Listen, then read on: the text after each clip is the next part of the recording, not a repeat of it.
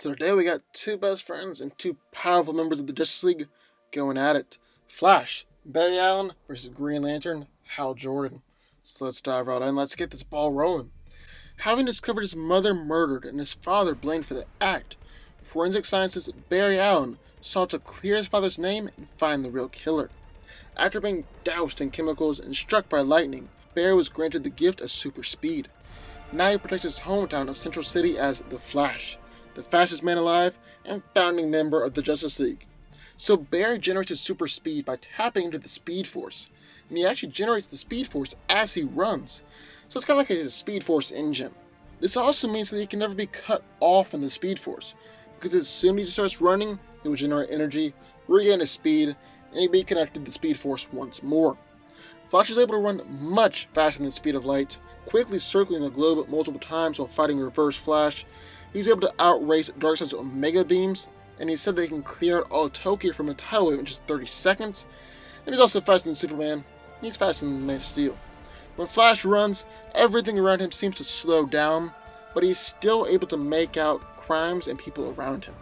Alongside superhuman speed, Barry also possesses superhuman agility and reflexes, allowing him to instantly react to any danger coming his way.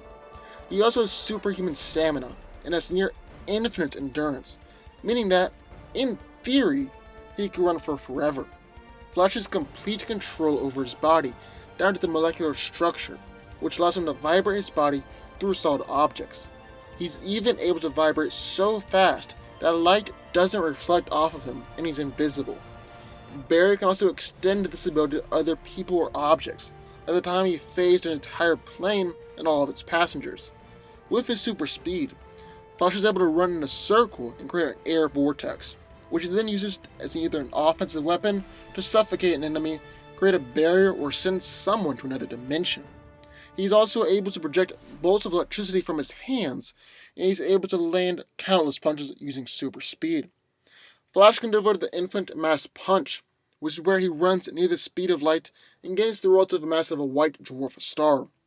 Finally, Flash can also travel to and from the Speed Force and trap opponents in the Speed Force where they are unable to escape. And in the other corner of a Green Lantern, with the ability to overcome great fear and harness the power of will, test pilot Hal Jordan was chosen to be the Green Lantern of Sector 2814, inheriting the ring of the dying alien Green Lantern, Abin Sur. Through sheer willpower and determination, Hal has established an impressive record of heroism across the galaxy with the help of his fellow Green Lanterns, as well as his peers in the Justice League. Now, Hal Jordan is one of the most powerful members of the Green Lantern Corps, and he can do a lot of incredible things with the Green Lantern Ring. Most famously, the ring can be used to create anything the wielder can imagine out of hard light energy. The more determined the wielder is, the more complex and intricate the constructs can be. In fact, they can even be as complex as working machines or computers. But Hal likes to keep his constructs a bit more simple and straightforward. The ring can also project powerful energy beams, form protective bubbles and force fields, and fire destructive blasts. It allows its wielder to fly and achieve incredible speeds while flying. It can manipulate nearby matter to operate similar to an energy construct, in order to serve a purpose that the energy construct can't. The ring can mind control a person, turn the wielder invisible, phase through objects, or create illusions. It can also increase or decrease the temperature of anything, even something as large as a star, or create bubbles of intense heat or cold down to absolute zero. It can create wormholes to other dimensions, heal the user, and the ring itself has a pocket dimension inside that can be used to contain opponents. Finally, the ring can also absorb powers from an opponent, like when GL absorbed all of Amazo's powers when the Justice League fought the android for the first time. However, here's the only catch. The ring runs on power, and when that power is depleted, it's useless until it's been recharged by the power battery. So who wins? Well, let's break it down. Now, what's interesting about this fight is that even though both of these heroes are very powerful, their powers are so different. Green Lantern definitely has more versatility on his side, as that ring of his can do pretty much anything, but I would venture to say that Flash has more raw power. So how does he stack up then? Well, you'll know I'm a big fan of versatility because it gives you so many different ways to take your opponent down and to win the fight. But in this case, and in this fight, I gotta side with Flash's power over GL's versatility. I believe Flash wins this fight, and here's why. He could essentially end the fight before it even gets started. Green Lantern really doesn't have a counter for Flash's speed, and so if Barry is taking the fight seriously and going all out, he can end the fight before Hal even knows the fight has started. But just for fun, let's see how the fight will play out if Flash doesn't end the fight right away. So Barry's obviously quick enough to dodge most, if not all, of Hal's attacks. However, at the same time, Green Lantern can fly, and Flash can't, so Geo's first thing would be to get in the air. Also, Green Lantern can do so much more than simple constructs, and when Hal sees that constructs aren't working, he might resort to other options. So let's see how those would fare against the Flash.